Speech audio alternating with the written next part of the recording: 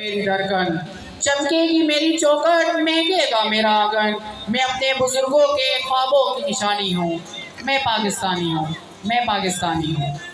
अब लब कुशाई के लिए मैं दावत दूंगा मुकद्दस को कि वो आए और स्पीच पेश करें।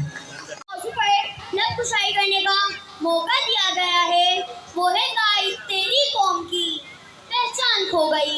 जनाब सदर, जब तकरीर के लिए ने कलम उठाया तो ये जदीदों का कलम मुझसे सवाल करने लगा कि तुम्हारी पहचान थी क्या? जनाब सदर, सच पूछे तो ये सवाल नहीं तीर का निशान था। ये पूछी गई बात नहीं, अल्फाज की गोली थी जिसका जवाब देना भी हमें फर्ज था। अरे इस बात खबरने से कोई लाजमी देना भी जो दर्ज था कि हमारी पहचान इत्तेहाद तंजीम बने, हमारा नाम भी बनाया जाता था। एक कौम अजीम इस पहचान के साथ करे, हम एक थे, हमारी कौम के 90% लोग नेक थे। दबे कलम तू भी इकबाल के हाथों में था, जो लिखता था सच था। कायद की बात सुनकर जिना कौम कहती थी कि अंग्रेजी समझ नहीं आती, पर ये जो कह रहा था हक था। इस पाकिस्तान का मतलब ला इलाहा इल्लल्लाह था, पर यहाँ हिंदू अपने मंदिरों में आजाद था और ईसाई अपने गिरजाघरों में आजाद था। हिम्मत, जुर्रत और गैरत हमें विरासत में मिली थी, पर वक्त गुजरा और अचानक से रोशनी तारीकियों में बदल गई।